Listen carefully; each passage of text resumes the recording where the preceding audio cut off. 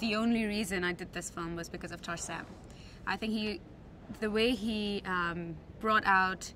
visually brought out these nuances in the fall, the way it just kind of appealed to all five senses.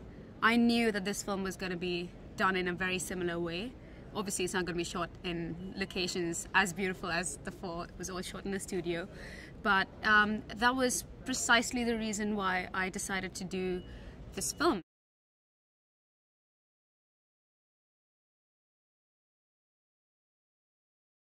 Phaedra does have special powers. She has a power of foresight and she can see the future, but her visions aren't very clear to her.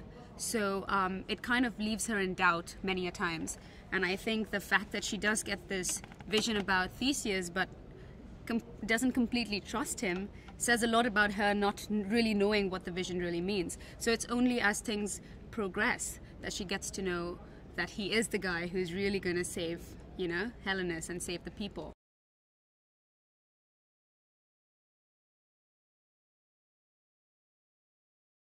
When I was back in college and in university, that is, I did study, you know, Greek mythology. But for this film in particular, I did not read much about Theseus and Phaedra. I feel that we have taken the liberty to change so much, the creative freedom, I would call it rather, to do so much with this film, to make it more multidimensional, to make it more global, to give it a wider reach. So I did not research these two characters in particular, but yeah, I love reading up on Greek epics. I think they're beautiful stories, they're very enticing, they're mesmerizing.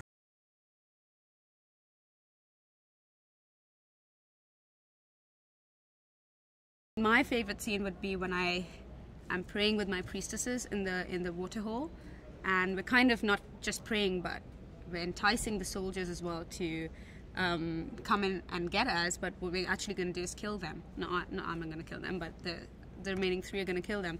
And there was something in that moment that we were chanting that little prayer kind of a thing. We had this music in the background. We had our arms, you know, around each other, and we kept going in circular motions and, you know, just letting our bodies just go. And there was something in that moment that made me feel that there's magic in this film.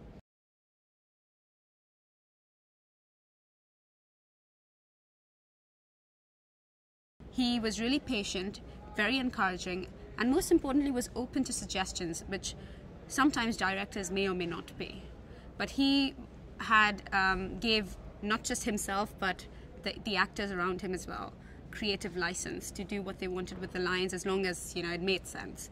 And he was always, you know, hands-on with whatever information he wanted. One of the most interesting things about Tarsem is that he's such a hyperactive character. He doesn't realize that he reads out he kind of says his directions out aloud.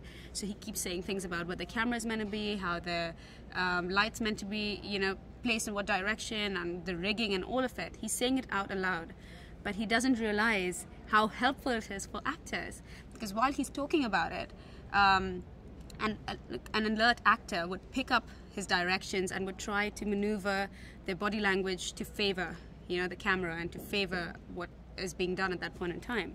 So he was really helpful, and I think if at all if I was ever in doubt, he would come and help me out at that point in time.